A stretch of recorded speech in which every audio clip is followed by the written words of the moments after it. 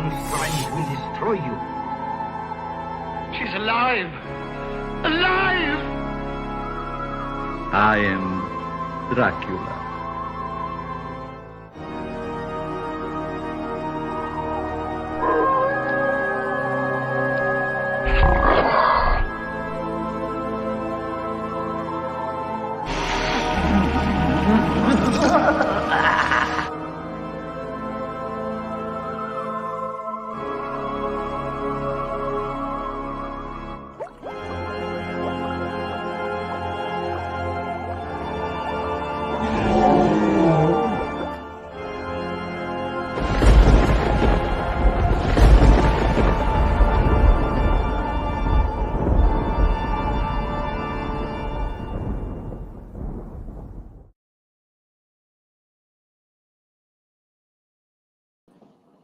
Greetings, monster kids and Manorites. We're here for another episode of Monster Manor. I'm very excited about tonight's special guest, mainly because we're all fans here. But just to give you a little bit of teaser on what he's all about, let's go ahead and roll the clip.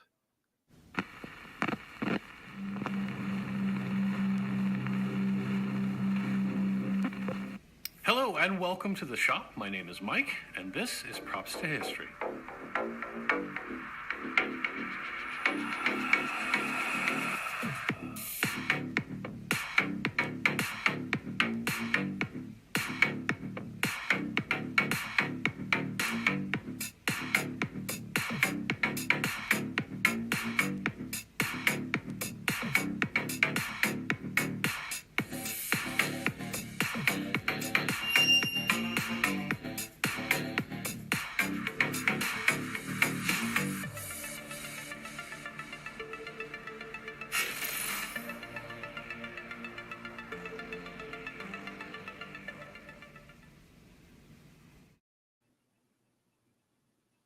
So we know who this is, Michael Corrie from Props to History. So excited to have you on our show, Michael. Thank you for having me. I appreciate it. So, like I said, we've been fans of you for a long time. We followed you on your TikTok videos, Instagram, of course, and YouTube. And now we've got you in the flesh. So I can't wait to dive into what got you to where you are. So if we talk about that, going back in time, what was your first little inkling in getting into props and being fascinated with that? It started out when I was a little kid. My dad got me into the hobby of model making and model airplanes, model tanks, model cars, etc. And when I was probably 9 years old, maybe 12 years old, I've told the story so many times I can't remember what the actual age was. I watched a PBS special about Close Encounters of the Third Kind, and it talked about how filming models were made.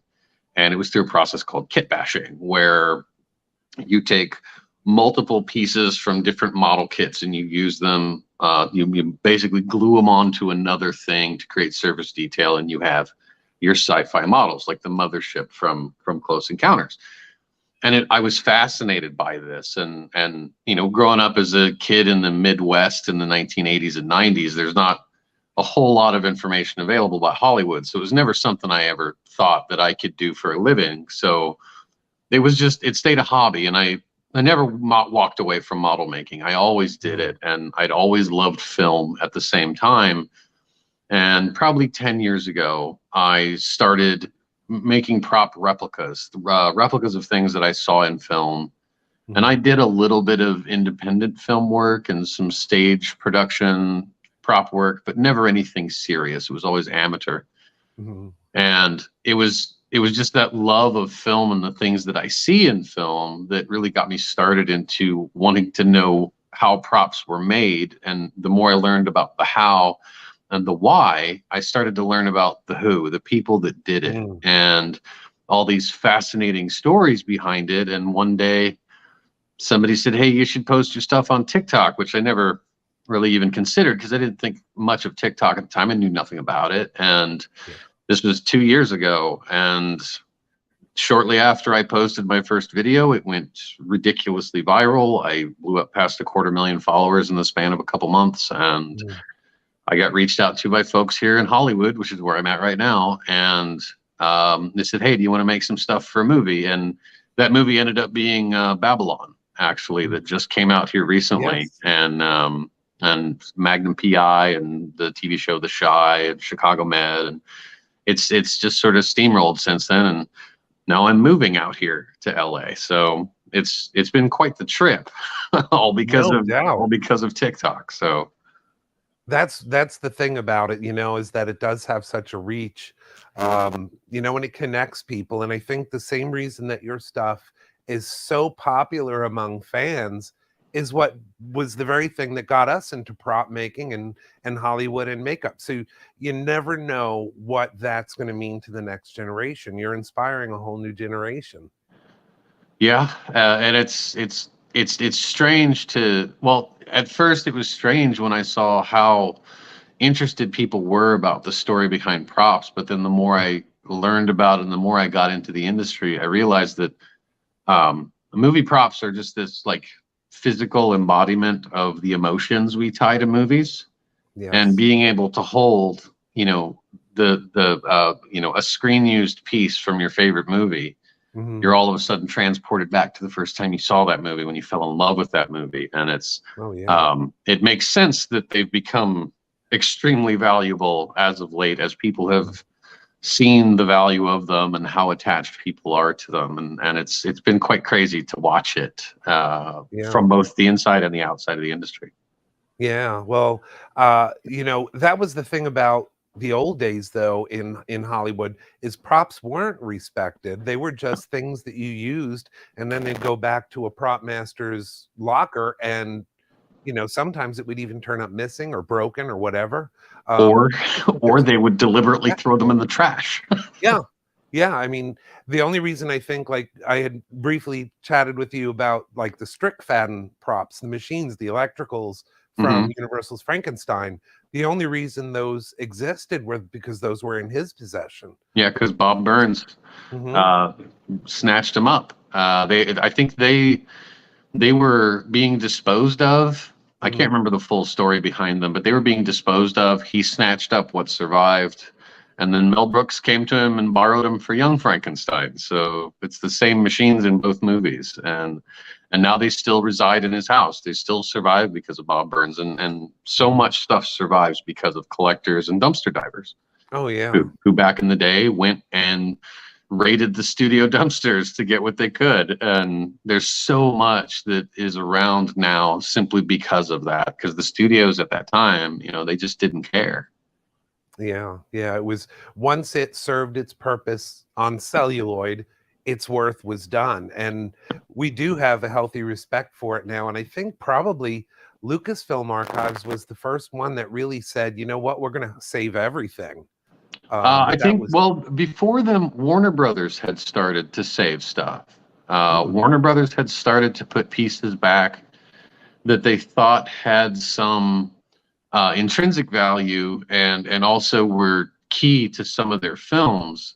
mhm, And because of that, I think some other studios started keeping key pieces, mm, but eventually they ran out of room, and you had things like the legendary 1970 MGM auction, where they auctioned off tens of thousands of pieces from their warehouses simply to really clear space. And that's where the first set of ruby slippers that anyone ever thought mhm, existed ended up in public hands. The Time Machine from the film The Time Machine ended up yes, in public hands. So much stuff from Wizard of Oz and Frankenstein and Dracula and all these other classic films wound up out in the public. And that's kind of credited to a degree with starting the whole prop collecting community. Was yeah, all of, because before that, the only people that collected props were people that existed in the industry. right. Other than that, no one else had access to it. Right, right. And you mentioned like the old Universal monsters because that's always been like a big thing. Now, Wizard of Oz was around that same era, the 30s and Hmm. the black and white era of films. Do you know what happened other than the Strick fan? What happened to a lot of the props that might have existed from the old Universal monsters? Well, Um, some of the old Frankenstein costuming from the original Frankenstein film is actually held by the same man, Bob Burns. He actually owns, I believe it's a set of Frankenstein's boots, Frankenstein's monster's boots, and his trousers. I think he might actually have one of his jackets, and some of the makeup appliances that still survive. I know that Bela Lugosi was buried in his Dracula cape with his Dracula medallion, so that's gone. But they made multiples, and there's some of that stuff still floating around in private hands or in museums, but also in the archives of some of the different, I mean, Universal still owns quite a bit of it, but it's, you know, because of its age, because it was made to last for the scene. Back then, things were not made to last for very long. So they're showing their age, they're deteriorating. And some of it's not properly preserved, so it's disappearing. But there are pieces that are still around. In fact, I saw one today. I was at the Hollywood Heritage Museum down near the Hollywood Bowl today for a Prop Masters Guild panel, and one of the creatures of the Black Lagoon, one of the static, it's essentially a statue. It's attached to a 55-gallon drum, and it was used for shots from like in between grass and stuff like that, where they didn't need the actor in the suit. They called it the creature in the black spittoon because it's actually stuck in a barrel. But that still survives, and it's there in the museum itself. And I didn't know it existed until I walked in there. And it's just this little building that also happened to be Paramount's original building and formerly Cecil B. DeMille's office. And it's just this neat little building that you wouldn't even think anything of until you walked inside. And it's full of all kinds of amazing artifacts, including one of the creatures of the Black Lagoon, from the Black Lagoon, excuse me. Yeah, and that's very poignant today, because we just lost the underwater swimming creature, Rico Browning, earlier this month. And, you know, I think it's rejuvenated in some ways and just strengthened the love of the old classic monsters.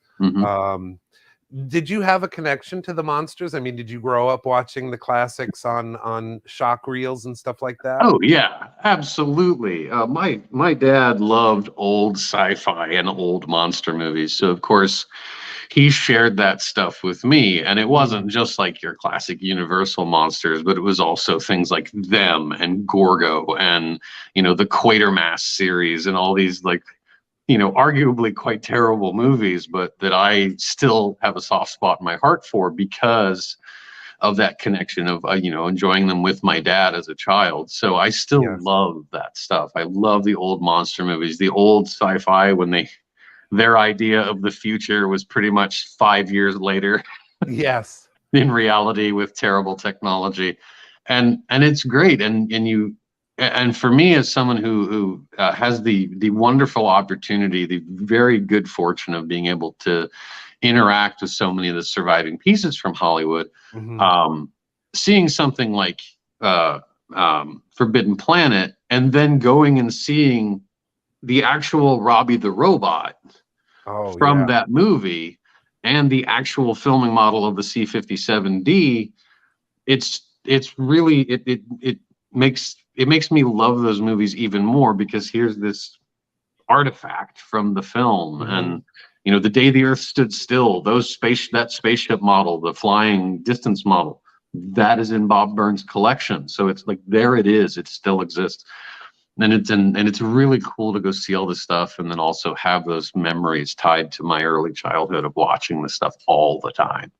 Yeah, it brings it all back. And I think that's why this show has done so well, because it goes back and harkens back to that moment for every monster kid. People love nostalgia, man. People love nostalgia. Yeah. Well, we are coming up on our first commercial break. I would like to thank our sponsor for this past segment, Olo Comic Con, coming up very soon. So we've got a little commercial a little bit later. But Michael, if you could hang on with us for a few minutes, we'll do our commercials, pay some bills, and we'll be right back. Right on.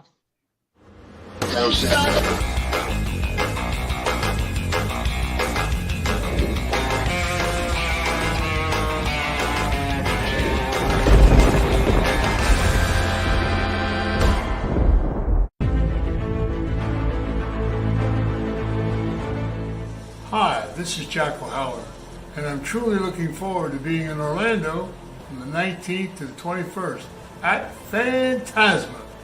Hope everybody shows up. Let's have a good time. Thanks, guys.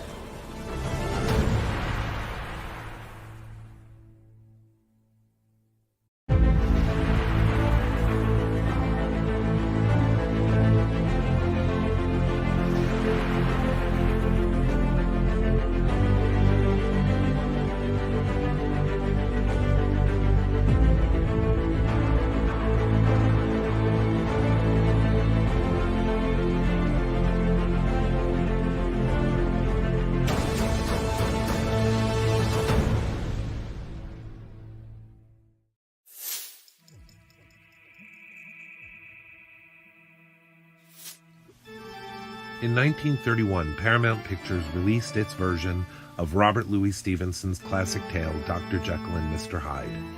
Stage and screen leading man Frederick March brought a realness to the film, and his Mr. Hyde featured 3 distinct phases of de-evolution as the film progressed. The makeup of Norbert A. Miles and Wally Westmore stunned audiences, as each time we see Hyde, he becomes more animalistic. But it was Dr. Jekyll's first transformation that was most memorable. Incidentally, it became the first horror film to receive an Academy Award. In this single-shot, uncut scene, we see Dr. Jekyll's transformation as the stage lights shift from green to red, and the character seems to transform before the viewer's eyes, without the use of the clunky lap dissolve technique. This old stage illusion became one of cinema's most innovative effects of the 30s. Thanks for watching, and please give us a follow if you enjoyed this video.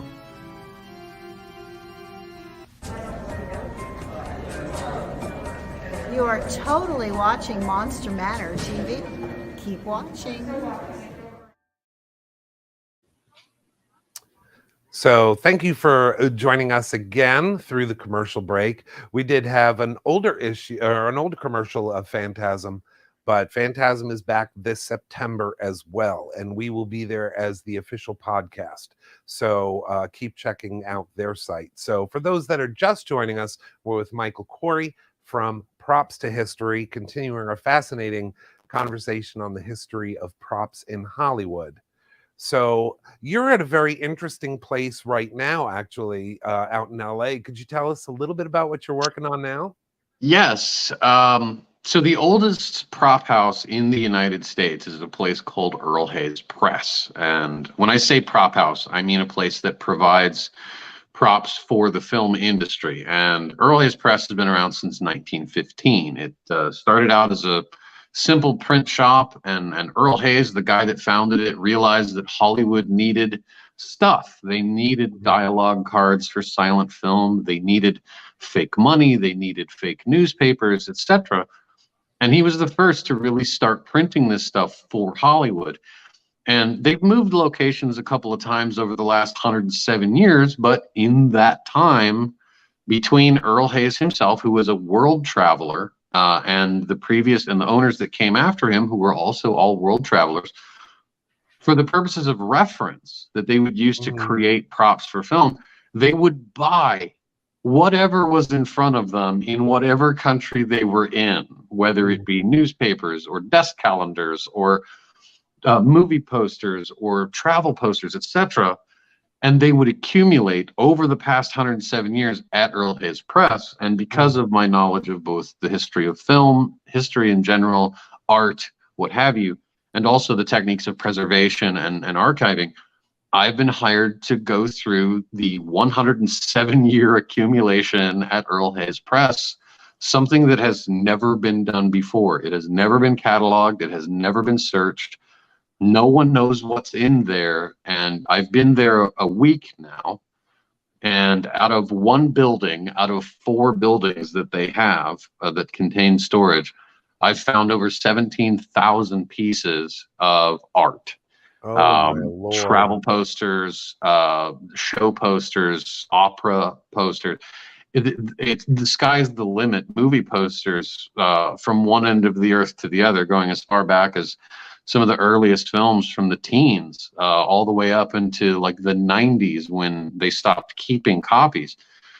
And it's just the width and breadth of stuff that is there is amazing, and also I've barely scratched the surface. And I'm here in LA for about a month to 2 months to begin this process, because 107 years of accumulation takes up a lot of space, as you No might doubt. imagine, and they need it gone. So Yeah. it's being cataloged for the purposes of auction, and we're bringing in auction houses that are going to be auctioning it off. But there's also a lot of old movie props laying around, Yeah. because any printed product you can think of and license plate you can think of from 1915 until about 95, when other companies started getting into that business. Earl Hayes Press made it. Ghostbusters, Back to the Future, X-Files, the Maltese Falcon, Casablanca, you name it, they made it. Yes. And speaking of horror, from Bram Stoker's Dracula, we just found all of the pages of the ancient text that Keanu Reeves' character studies in the castle. All of them were printed at Earl Hayes Press, and hopefully we can find the rest of the book, because the entire book was made there. And we have no idea what we will find, is what it comes down to. And it's just this untouched treasure trove of unseen art. And I'm quite fortunate to be the first person ever to be able to go through this and have total access to the entire property of Earl Hayes Press, to find everything that's in there. And it breaks your brain, truth be told. I can only imagine, because, from a fan standpoint, and I know it's one of those things, it's a box of cigarettes, but you had a recent video with the famous Morley cigarette box. Yeah. And it's like, that has appeared in so many, there you go. Yeah. It has appeared in so many different movies. And that in different history. And in different guises too, because Morley cigarettes have been around at least since the 40s. And it's a brand of cigarettes that's owned by Earl Hayes Press. They own the copyright for this, so they can use it. Any film production can use it without worry of IP problems or what have you, which back in the day didn't used to be as big a problem as it is today. But this is the same Morley wrapper that you saw in every single episode of The Twilight Zone. The early Rod Serling Twilight Zone, all the Alfred Hitchcock films. He loved the brand Morley, and this is the wrapper that was used for that. And they just simply wrapped it around existing cigarettes at the time. Today, because fewer people smoke, and there's a lot of places, a lot of studios don't allow smoking. They use fake cigarettes, or they use herbal cigarettes now, which don't have nicotine in them. They don't have all the carcinogens, but they'll fill these boxes or wrap them around packs of these cigarettes. But this is the famous Morley cigarettes, made famous, of course, by Cigarette Smoking Man from the X-Files, and everybody wants these now. So, but yeah, they've been making them. So I'm working with Guinness World Records right now to get Morley recognized as the most reused fake brand in film history. Yes. And of course, Earl Hayes Press is known for another record-setting prop, the most reused prop in film history, which is a simple newspaper. It's called the recurring newspaper. Everyone has seen this interior before. Yes. And it's been used in about, we figure, right around 10,000 different productions, from TV shows to commercials to film. And this, of course, is one of the ones that was printed for Back to the Future. This is an original one that was printed for the film. But there are that one. My God. Yeah. Just just that little pokey movie, Back to the Future. It didn't do well. No one cares about it. That one and Caped Wonder, Stun City are probably the two most recognizable newspapers of all time. And Earl Hayes, and the Caped Wonder, Stun City, also Earl Hayes Press. It's the same newspaper. We have found the negatives for the Caped Wonder, Stun City, so they can finally be reprinted for the first time in 50 some years, actually. So it's all going to be dependent on what Earl Hayes wants to do with them, what the owners of Earl Hayes want to do with them. I have no skin in that game. My job is simply to find it. Yes. And I wonder how that would work when you have something like, obviously, Morley, that was run in so many different films by different companies and stuff, so no one could really claim ownership. But when you have Oh no, something Earl like Hayes. Hill Earl Valley, Hayes owns it. oh yes, I mean like the studios. Yeah, the studios Can't can't do say anything that's a about it. Yeah. license. But like with Hill Valley and the state Cape Wonder Stun City, how does that work? Like if they wanted to reproduce those, I guess they would have to get permission from DC Comics or Warner Brothers or Amblin or That whatever. would be the case. However, like in the case with the clock tower struck by lightning, we found several reams of them that were printed in the past, Mm, and it just counts as new old stock. So yeah. those can be sold off, and it's just stuff they have laying around and they're clearing space. So that stuff can be sold off. You know, we're not, you know, they wouldn't be sold as like production made or screen used, of course. They would be second run kind of thing. But Yeah. in the case of like Morley and Penn Pavel beer, the famous Penn Pavel's beer, which is Truman Show and The Walking Dead and 1,000 other TV shows, those can be sold off all day because Earl Hayes Press owns those. Yes. They're what's called cleared products. It's stuff that they own the IP on it, they own the copyright on it, and then any production can rent it or buy it and use it without any issues. It's just safe stuff to be used on screen.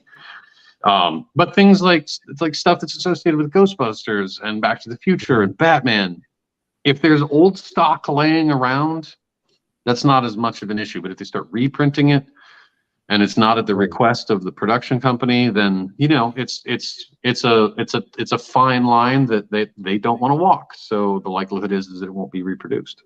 I mean, I know you've said you've been out there for a little while and only scratched the surface on it, but do you think it's ever going to get old finding one of those gems and seeing it in your hands after seeing it on the silver screen? No. I've been doing this solidly now for 2 years, and at no point have I ever encountered a piece, whether it's in someone's collection in a museum or I am the one that found it in an archive, and have I ever gone, meh, not that big of a deal. It's always this giddy feeling. Just yesterday we found the negatives for the Biff Tannen money, the Biff dollars from Back to the Future 2.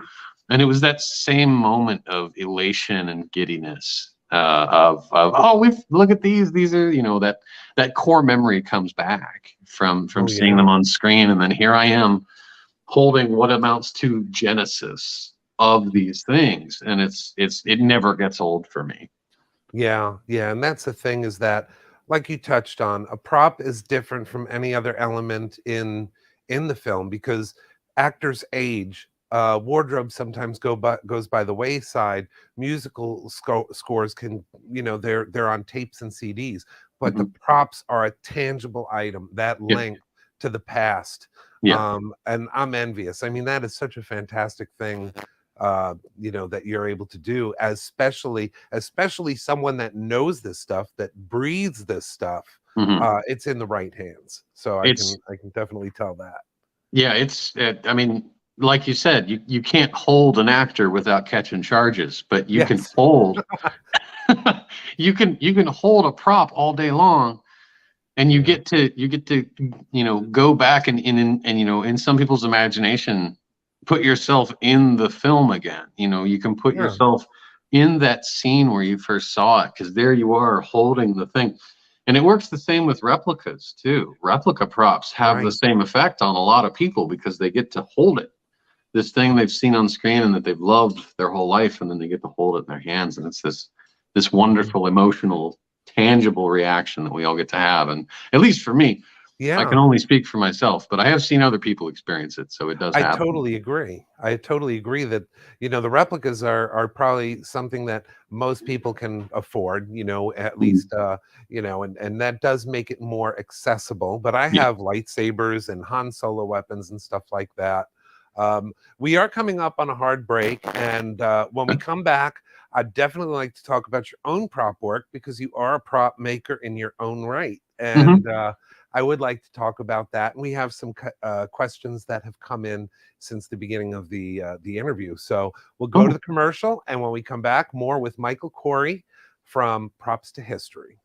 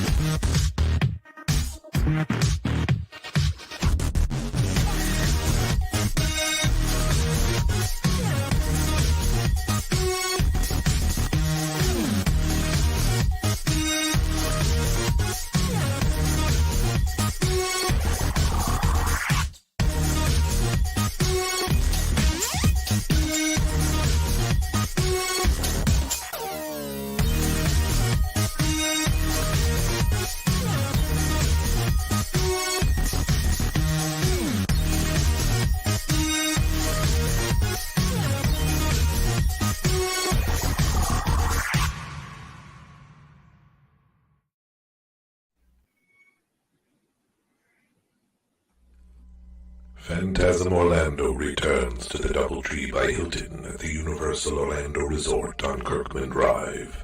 Special guests Nick Benson, FX artist on Nightmare on Elm Street 4, Night of the Demons, and more.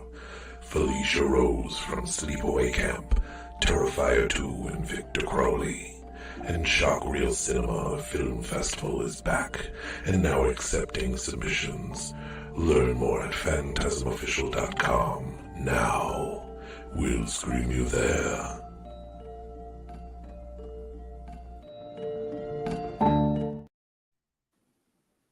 So welcome back to Monster Manor with our special guest tonight, one that I'm really excited about having on, Michael Corrie from Props to History. So before the break, we were talking a little bit about all of the wonderful historical nuggets you're digging up, but I do want to talk about your own prop making. You said that you started out doing the kits as kind of a hobby. What was that quantum leap from hobby into this is my full-time job?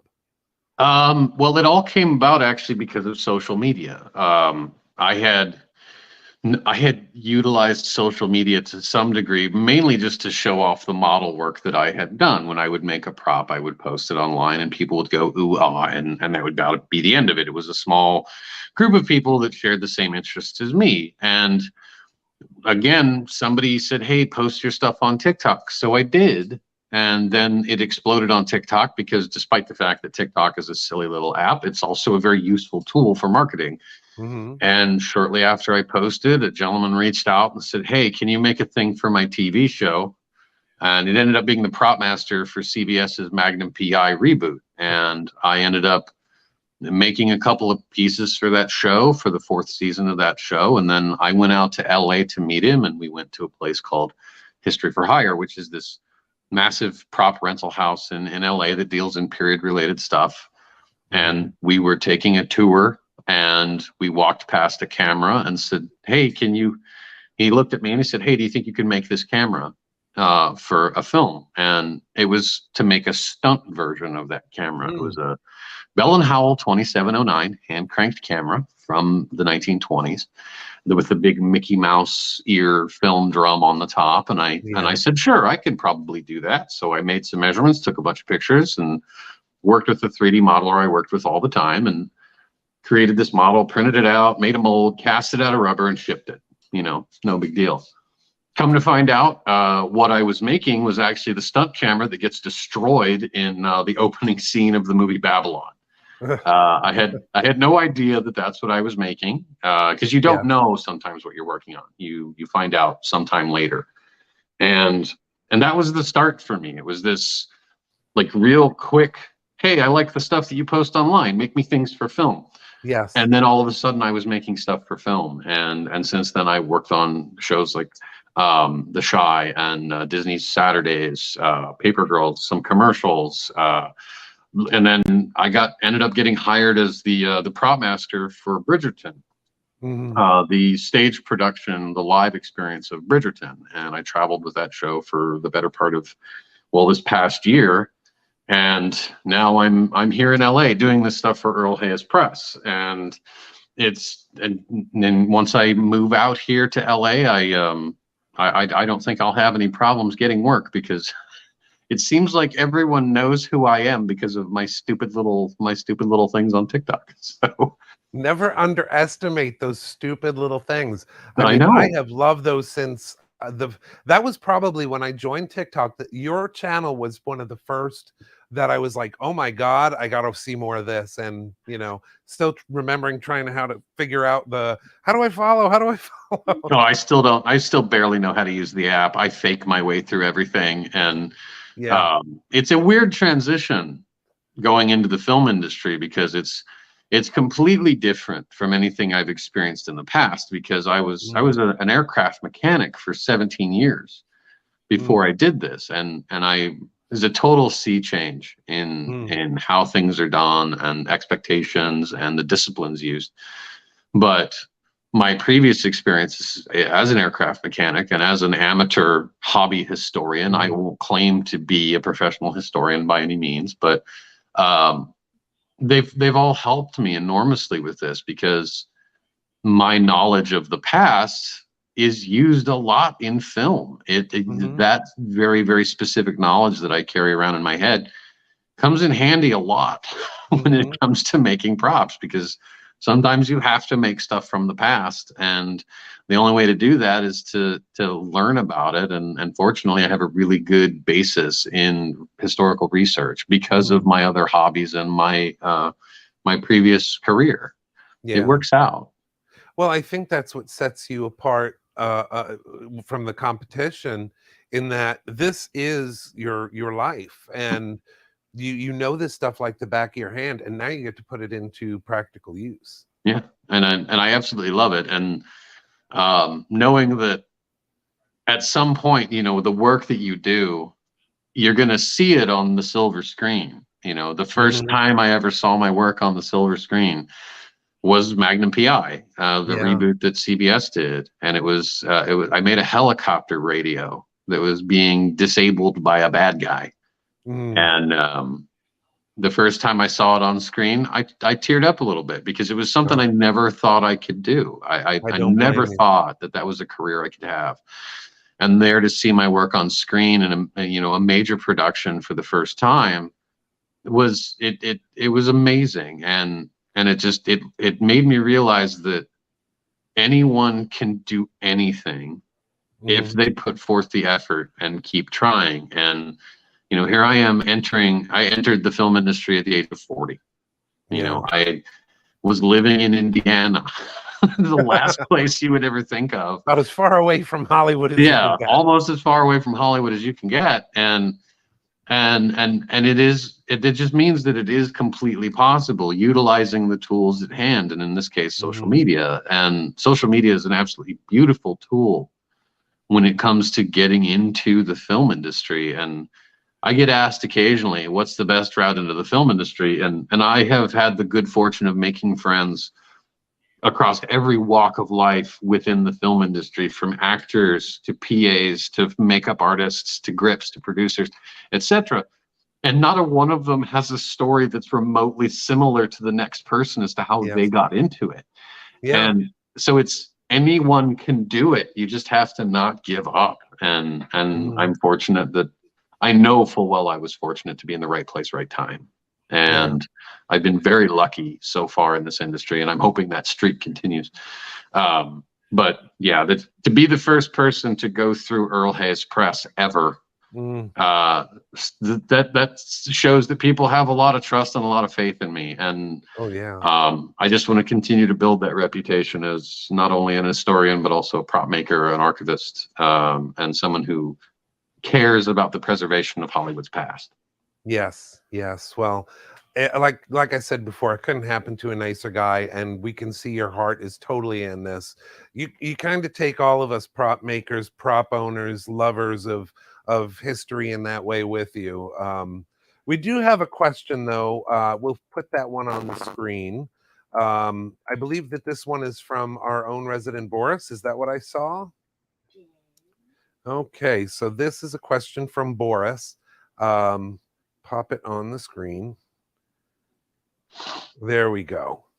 So he's asking about Holy Grails. I'm not sure if you can see that one. I can. Yeah, this is a question that I get a lot. And though I don't seek out screen use pieces anymore, because the price on them has become so high, they're just unattainable for me anymore. But if money were no object and it still existed, it would be the 30-foot filming model of the Event Horizon.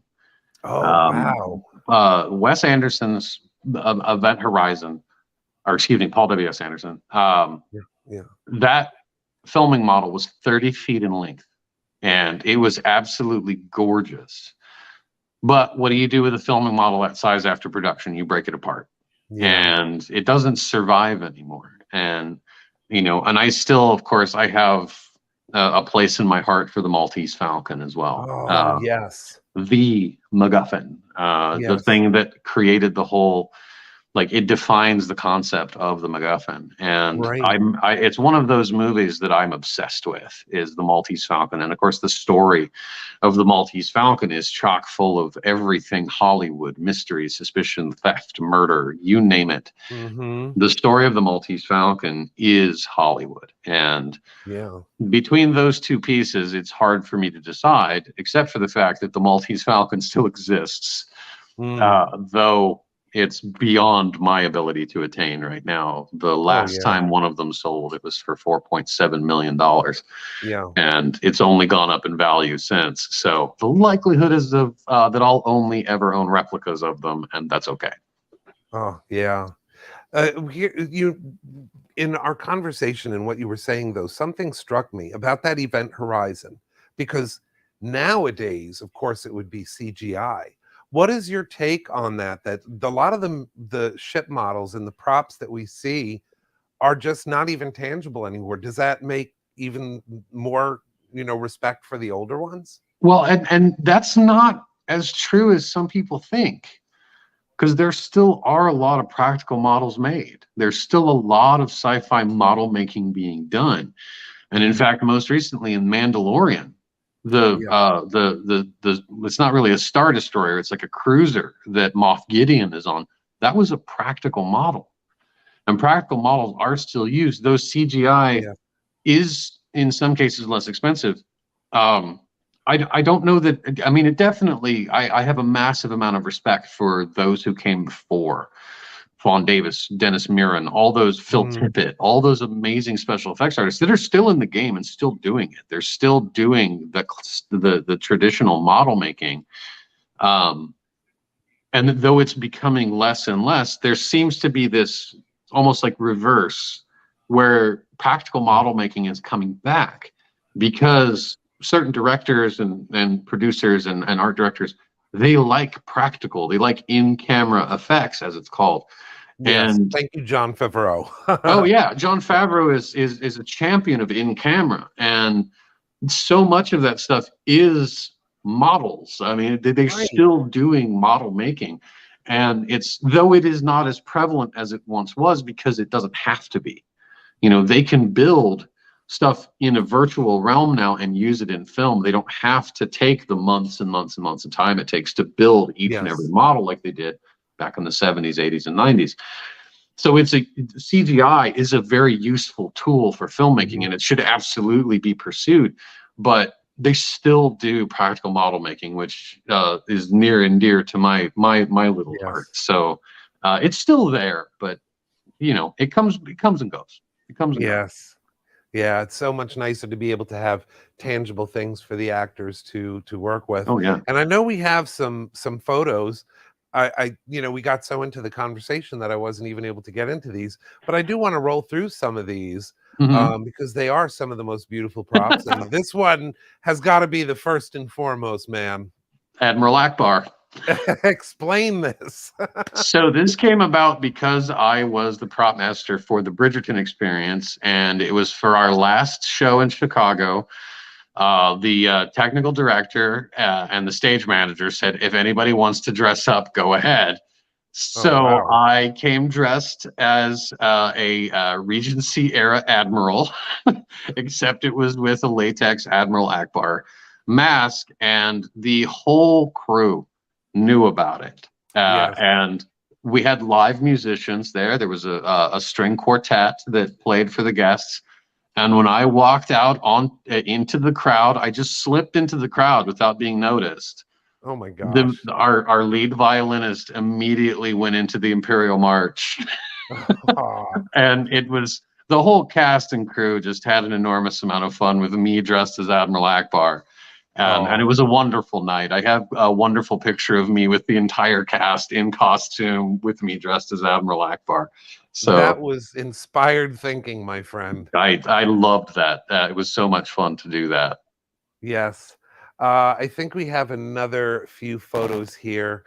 Just pick one because they're all amazing. I think that this is where you are now, correct? Yeah, that's at Earl Hayes Press. What you're looking at right there is one of the proof prints from the Shawshank Redemption.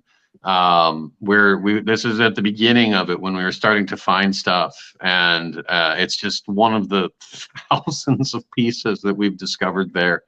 Yeah. My assistant, Miss Lucid is her screen name. She's in the industry as well, and she has been instrumental in helping me. This is not a job I could do on my own. Yeah. So I a great imagine. many thanks to Miss Lucid for helping me out with this. I don't know if she wants her real name out, so I'll just use her screen name. Yeah, yeah. And there was another one. Let's pick one more. This one here. Oh my gosh. That is the last surviving Mondoshawan costume from The Fifth Element. That is at the Science Museum in London. And you'll notice that it says no photos. I ignored that. But I didn't even notice that. But that's owned by Prop Store and the Prop Auction House Prop Store, and they put it on display there at the Science Museum. Yeah. In this science fiction display that they were doing, and it was an opportunity to see it because it is. They made I think they made 14 costumes for the production, and Luc Besson ordered them all to be destroyed except that one, which was kept by the artist who created them. Thankfully. And Oh my it's the gosh. last surviving one from the film. Yeah. Well, as I promised, this would be a very fast hour. We're up on 47 minutes now. Michael, I know there's so much more that we didn't even get to. Would you ever consider maybe coming back on Monster Manor? Sure, absolutely. There's tip of the iceberg stuff, and I do want to get into, and we're going to post pictures and links, and of course everything, all of that as well. But you're an accomplished prop maker on your own, and I want people to see more of that in the future. So I'd love when you can, and NDAs aren't an issue. Come back on and discuss all of that. Love to, absolutely. So thank you very much for being on Monster Manor. And we've got so much more coming up this season as well for our viewers. Go follow Michael on all of his social media. Instagram, Facebook, TikTok, and YouTube all have great videos on there. So there's no excuse if you're not a fan of one, you can find them on the other. But Michael, thank you again for being on our show, and we hope to see much, much more of you in the future. Thank you for having me. It's been a lot of fun. Thank you, my friend. And feel free to stick around in the green room. Until then, we do have some announcements before I throw you over to our wonderful friend Boris. And yes, he is a little difficult to take sometimes, but Boris is like, you know, like Shrek says, that onion. He's many different layers. So that's how we're going to start tonight. I love me some Boris. What can I say? You're going to start the difficult to take. What can I say? Boris's posterior behind over there. No, hey, we're on time at least. No, you can have Boris walk outside and watch the rest. You can miss the Corrie back. Yeah. That guy know about throw too, okay? You take him. Yes. And Boris gonna sit in the front and watch on the phone. Yes. And like I said, go back and watch all of his social media videos because he has so many and they're so fun. If you're not into one genre, you're going to be into another that he's you know, a part of or fond of. So I do want to get to our quick little messages before and shout outs. I want to talk about Wanderlust Artistries by Six Sketch. Now, I met these guys at a local show, and the first thing I noticed was the very techniques that they use, but they gifted me with this little you know, plant stake, and it's in Elvish Tangwar. I absolutely love that. They do like laser etching and stuff like that. And then this one, because it's so poignant right now, I want to see if you can get that one. There you go. Creature from the Black Lagoon. This is a slate, laser etched, gorgeous little coaster. I don't know if I could even use it as a coaster, but that's one of the things that they do. But they have so much stuff. Please check out their Facebook. It's under Wanderlust Artistries by Six Sketch. And this is one of the nicest families. I just adored meeting them, and I'm very fortunate to have been able to purchase some of their stuff, and I'll most likely do that in the future. The other thing that we want to give you a quick heads up on is the Olo Comic Show. Boris is going to talk more about that, and we do have a commercial we'll run as well. And then Phantasm Orlando at Phantasm Orlando or phantasmofficial.com.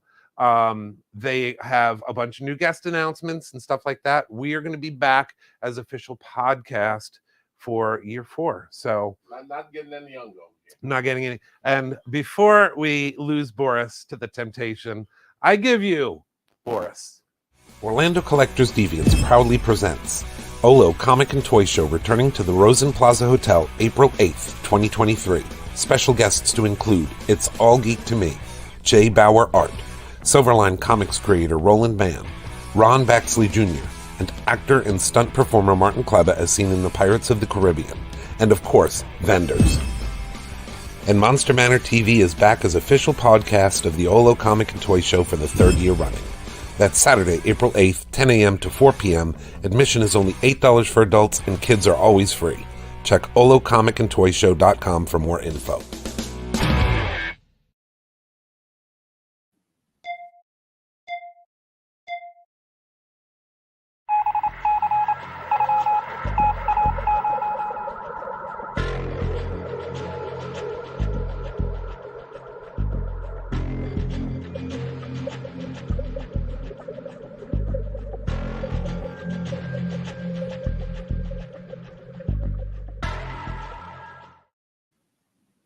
Why is the seat warm?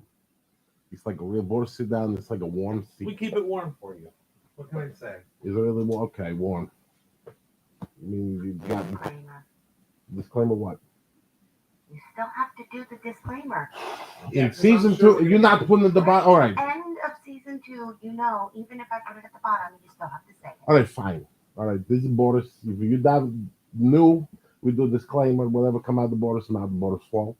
Boris said a lot of stuff that Festerberger and the producer lady find maybe offensive, but they got, fragile ears. So, blame Boris. Go to Boris's Facebook page, Boris Goryansky. Sound like it's spelled. Instead, Boris, I don't like that, and Boris going to ignore you just like, an email for production notes and stuff. But to see the warm, it's throwing Boris off. It's like hot. Sitting under, the warm hand. But, we got to do 3 things about producer lady because it's been some months. 1, when producer lady cut onions, the onions cry. 2, producer lady doesn't have to flush the toilet; she scared the crap out of it. And 3, the Loch Ness monster has sworn he has seen producer lady. So those are the 3 things about producer lady. And Boris, he's back. He spent 2 weeks with the master on the singles cruise. That's a story in itself. But Boris going to say something tonight about what they see on a lot of the horror hosts living in Transylvania. A lot of people, spooky Transylvania. Okay, the old country where Boris come from is near Transylvania. You can walk in some days. Depending on who owned the old country, you can walk into Transylvania. Now, Transylvania dump. All right, Transylvania make old country look like Beverly Hills. No. It's got mud, more mud. And you think the old country got mud. This one got mud, decrepit buildings. I've seen Dracula. That wasn't. And what happened with Dracula? Everybody, Dracula in Transylvania. No. Halfway through the movie, Dracula moved. That's the whole point of Dracula with the movie. You get the Jonathan Harker in there. First, they get Renfield in there, drive him nuts, feed the bugs and stuff, because everybody need the Renfield. And then they got Jonathan Harker come in, and he signed the paperwork. He's like, I'm getting the hell out of here. Because look at the dusty castle with the big ass spider web you got to walk through. And then the wolves of children in the night screaming in the middle. And then the crazy peasants with the garlic and the crosses, you won out. In Dracula Castle, you see Dracula Castle now, it's dump. So this is what you sent me, pictures like Google Maps photos and stuff of what. Yeah, the Transylvania don't even have them. There you go, bam, mud. Downtown Transylvania, right there. Home of the mud and people with weird backpacks, and I think the guy wearing a helmet. We've been lied to? Yes. I thought that it was all regal castles and No, Dracula Castle falling apart. Then you got the So is that building. Yes, and the fog is imported. Okay. That fog is imported. And look, they got this is the irony of it. Doors are covered with sheets. It looks Sheets? like Peru and Brazil. No, Brazil and Peru got nicer things. Look at that. Wait, go back a picture. Go back a picture. Can you go back a picture? Sure. Look. Okay. Oh, but I love the satellite. I mean, that's the satellite dish. You get 2 channels. You get the stew channel that shows you how to make stew out of whatever the hell you find on the ground. And then it's the bland channel where everybody tried to talk about they're going to move. Maybe we get horror hosts there, but every horror host, I'm gonna go to Transylvania. I'm living in Transylvania. We got the Transylvania dump. Everybody's saying Transylvania, oh, the Mummy, Transylvania. No, the Mummy is Here's Egypt. the castle, That's a castle. but it's kind of crumbly on the side. That's right, fall down. Nobody lived there. What's this? And then, okay, let's back Well, up. that's Okay, a castle, but it's dirty. It needs a good power that's spray. probably Dracula I think Castle. that is Dracula. You know, and That's they got the only the nice building in the whole Castle joint. Dracula. well, it got no heating or lighting or nothing like that. Like, oh look, nice building up here. That's and a then this is facade. like mustard yellow. Yeah, That's that a- doesn't What look like is the one that? from the Universal. That's a facade. Okay, that's made for the tourists. But okay, but let's go to monsters. All right, everybody, the monsters in Transylvania? No, the Mummy is in Egypt and then England because England steal all the mummies. Yes. Okay, Yes. then you got the Wolfman. Nope, that's again England. Cardiff. Yeah. Cardiff, England, and you got and two of them. Like what the heck is that? The What- Venezia one. No, the Benicio one saying England, and then Yeah. you got the one with the Dr Pepper guy. Oh yeah. American yeah. Werewolf in American London. Werewolf, yeah. They kind of like North England where it's wet and damp, so you know that's England. Scotland, whatever, the Shetland Islands, whatever, but that's England. Then you got Frankenstein. That's not Pennsylvania either. Depending on the book, that's Austria or Switzerland. And then the other half of the book takes place in the cold weather upstate, Yes. in Antarctica or the Arctic Circle. So that ain't even that. Then you got what's the Invisible Man, England. Mhm. You know, so all the classic Really? monsters. Yeah, it would be London And then. the England. creature from the Black Lagoon That's is Florida. South America, South America, Yeah. Florida. the Amazon. The Amazon, and then you got what the second one is in Ocala. Who the hell put the movie in It was Ocala? like Jackson. St. Augustine, bull crap. They filmed it in the springs over there. Ocala. Who the hell filmed Ocala? Ocala just were bad Pennsylvania. Hey, we still got the monkeys from Tarzan, so. Yeah, and you got the what the hell the sea hunt thing. Yes. But Pennsylvania, all the horror hosts, they get paid to say Pennsylvania by the board of the tourism because of the fact that Pennsylvania pretty much got nothing but dirt, mud, and despair. You know, we did receive And those old ladies who are out cooking in the woods. The, that cra- you see in, the, like, the crazy TikTok villager ladies videos. that they make, They're- potato stuffs. Yeah, they're building the little wood. And they smell burning like burlap. huts out of clay and stuff. They and smell then- like burlap. Boris has been to Pennsylvania yeah. once. Had to walk through to get to Czechoslovakia because it's Romania. Pennsylvania, little state on my what is walk through is kind of like Delaware. Yeah. You walk through and it smells like burlap and forlorn hope. Yeah. And then but take me with you. It's like, nope, sorry, Boris can't do I'm that. assuming a lot of body odor. Not to be, I mean, it's cold and muddy, Oh. so like you can't smell body odor through the Just multiple more layers. like mildew and mustard. Yeah, mildew and hopelessness. We better despair. run the disclaimer just in case. Oh, disclaimer, anybody from calls Pennsylvania, sorry, but you know where you're wanting from. to advertise on Monster. Pennsylvania, the New Jersey of horror places, okay? Not everybody want to be, say, oh, from New Jersey, I go to The Pennsylvania. Garden State. Yes, it's the Garden State, but No, nobody, it's petrochemical refining. yeah, but they state. smell weird, okay? Boris Unless you're waiting. at the Trenton Makes Bridge, then you get Nabisco on Thursday. The only good thing is off 7A highway was the 7A off the turnpike. You got Great Adventure, which is Six Flags, and they got But that just smells like vomit and Bomb that, and then sawdust. you got Class Action Park if it's still open where you go, and then the Oh, loop the the loop and you animals? die. Oh no, the one the animal park too. That too. That's where another the one. lions attack you through the window. Yes, And the monkeys tear the side view mirrors off your car. Yes. Ooh, that's the only ghetto animal drive-through you got. Okay, see the monkey come up, slight your tires, and then steal your bumper. But everybody, one one to stab with this Pennsylvania mystique over here because it's okay. But again, disclaimer: Boris has been there though, and all these people. Oh, I'm a hot horse. I'm going to visit family in Pennsylvania. That's bullcrap. Either the family probably move out, or they're too poor to leave. And if you go to Pennsylvania, they're probably hiding in the luggage. Come back. You know, everybody. Oh, Pennsylvania. Pennsylvania got one guy that write the blog that promoted ever since 1939 when Dracula show up. Yeah. That's the one guy. 31. They got one guy in Pennsylvania got the Burgermeister Meisterburger over there. He's gonna write about the blog that says how great Pennsylvania is. Then when you show up, it's like no wonder it's so cheap. Yeah. You know what? Then you get the potato soup, you get a blanket that smells like everybody, and in a rotten bed where the gypsy throw a cross and some garlic on you going, no, Dracula gonna come. No, Dracula moved. And let's be clear, it's nothing against the inhabitants of. No, they can't Transylvania. move. I mean, Boris does Maybe, this. yeah. It's just this. They stuck where they at. It's Boris just as has far as the no. monsters go, they picked a crappy They got place no to live. malice against that. And it's like Bram Stoker went, boom, Pennsylvania. Yeah. You know, but that happened to be because the Vlad Tepes, the Wallachian guy lived there, and he put a lot of the poles up people's posterior. He made the human stick Don't garden. make me have to edit that out. He make a stick garden out of people, like, hey, look, a popsicle guy. A mob kebab. Yeah, and then nail stuff to people. He was kind of like the original Hostel. Yes. But then everybody, oh, he crazy. Let's put the Transylvania. Well, you know why he's so mad? He lives in Transylvania. Well, he got crazy when he went to Turkey, though. Well, maybe he didn't like the Turkey fan. Yeah, got mad. But yeah, but again, why? Because Transylvania, you go nuts. There ain't no Walmart, Transylvania, nothing, no movie theater, not even the bowling alley. There's just you sit there and you watch stuff decay. Yes. Watch the castles fall down. Watch the castle fall down, and even Dracula, like, you know what, they're gonna move. Yeah, and it wasn't even the actual Castle Dracula where Dracula was filmed. No, there's 31. That was a facade as well. That was the facade, yes. The real Castle Dracula called Castle Steve. Yeah.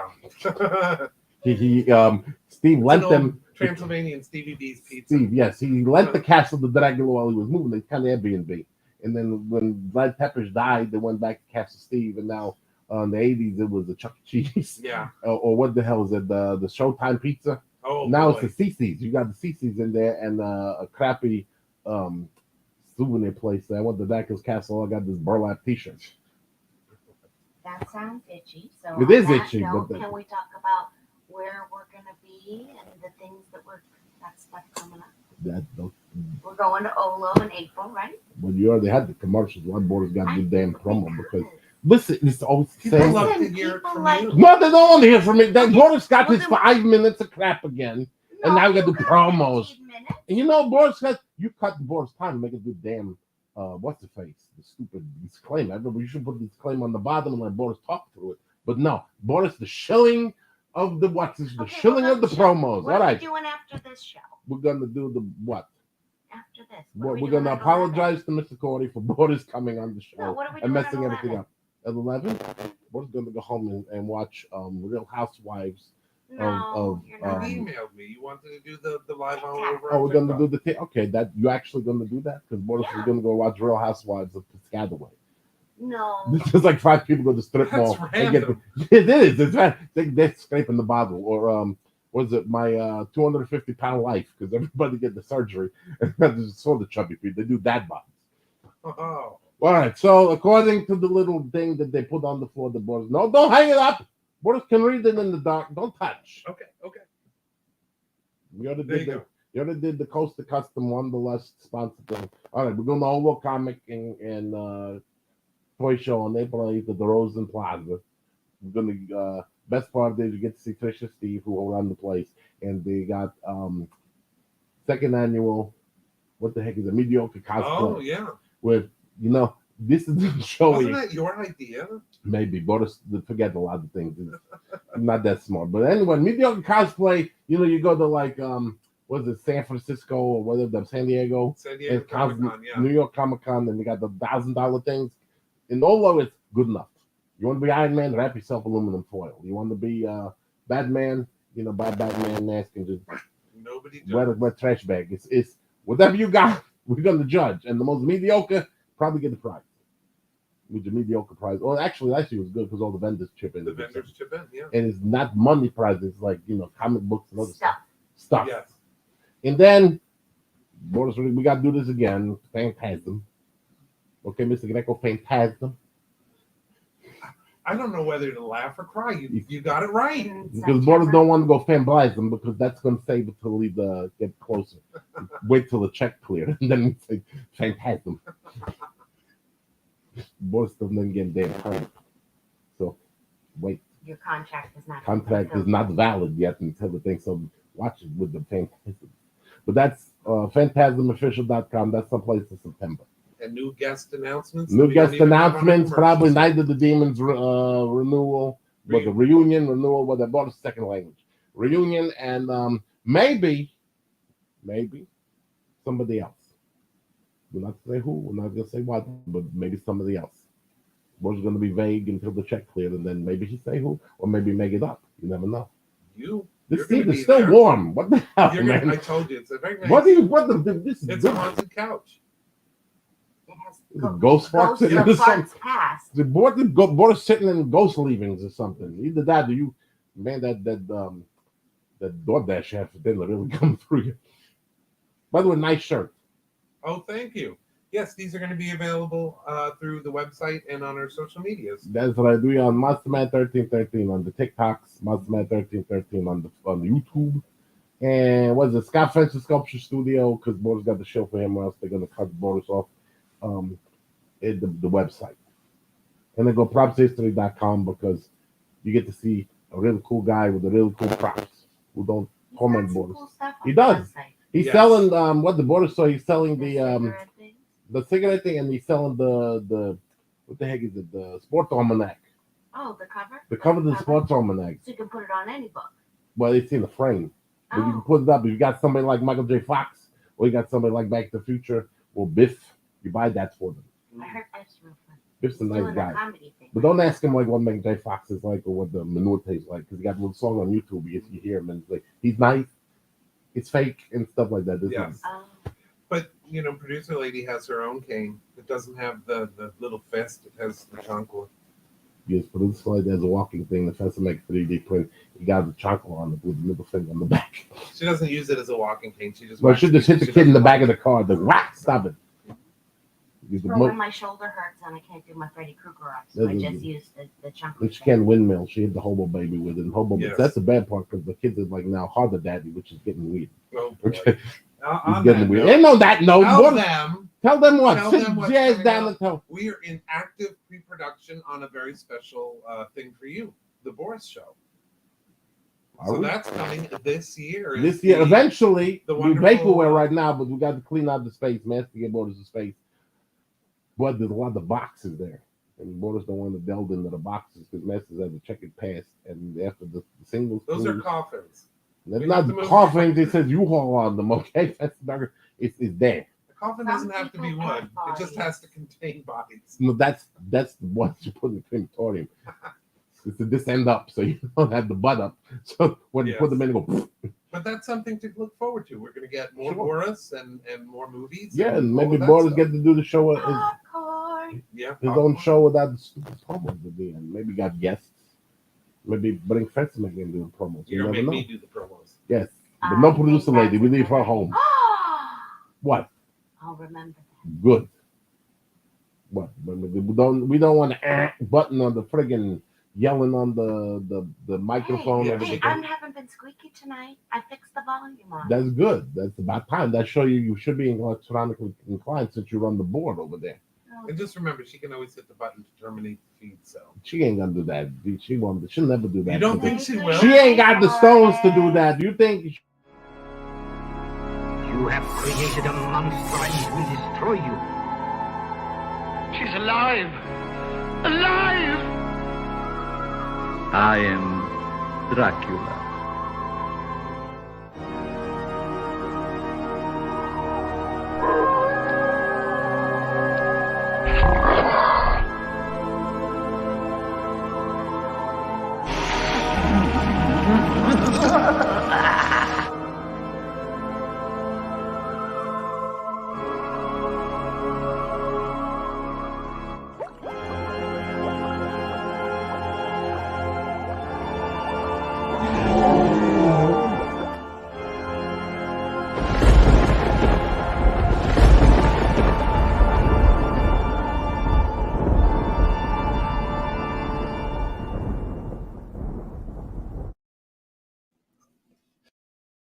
Borders don't know whether to be offended that he got cut off or freaked out that this couch is so warm. But that's for another day. So good night, people.